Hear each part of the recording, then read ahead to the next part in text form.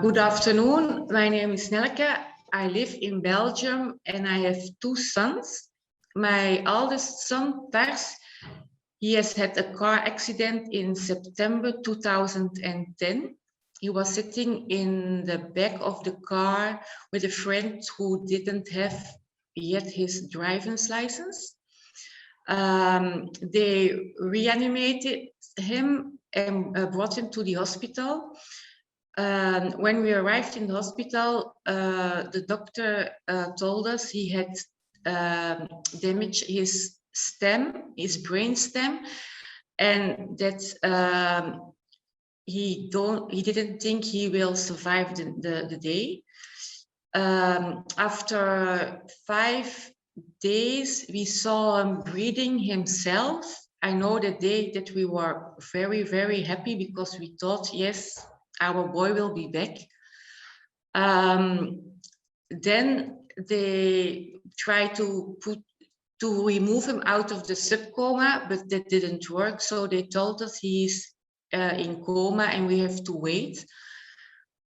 After 10 days, he has to leave the hospital and they bring him to a home where, especially for coma patients, and they tried to wake him up, but they didn't work.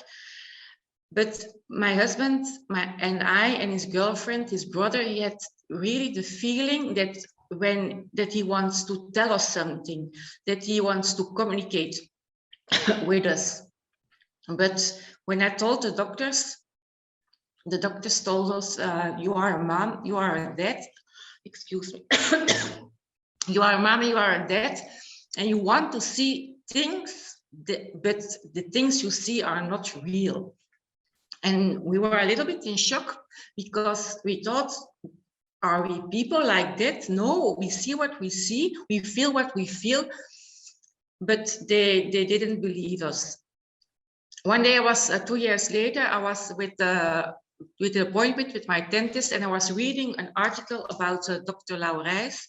So I contacted Dr. Laurijs to ask him to see my son. We went to him for 1 week and he did all kinds of examinations. And he said, your son has the locked-in syndrome and you have to communicate with him with your eyes. So he taught my son, Pars, when you want to say yes, you whisper with your eyes, and otherwise you keep them open.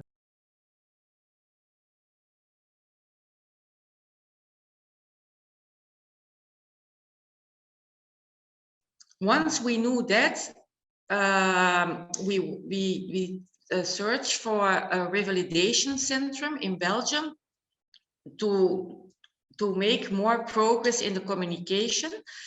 That we found, and there he was for 15 months. And the communication gets really well. He really can explain to us what he wants. When we ask him a question, where he can answer with yes or no. Then after a while, there is in Antwerp, there is a centrum, it's called Trainem. And Trainem, they have all kinds of robotica, walking robots, and also things to move his arms.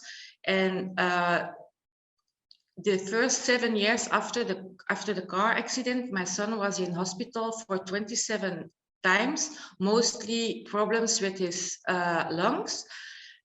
But he's a real fighter. And since we are going to train him twice a week, he hasn't been in the hospital anymore. So because we do such a lot of things for him to give him a new life. Now he also can drive his electric wheelchair. He can do it for almost 15 minutes now, and then his concentration will be gone. So my son makes progress every week, and we hope the science is on our side. And maybe one day there will be a miracle, but he's so happy. His girlfriend is still there. for him, his brother, his puppy, his I. So he's really happy, and he can really explain to us with his eyes what he wants and what he don't want. A mother and a father will always have the right, knows what the child needs. Don't listen to anyone, for your intuition.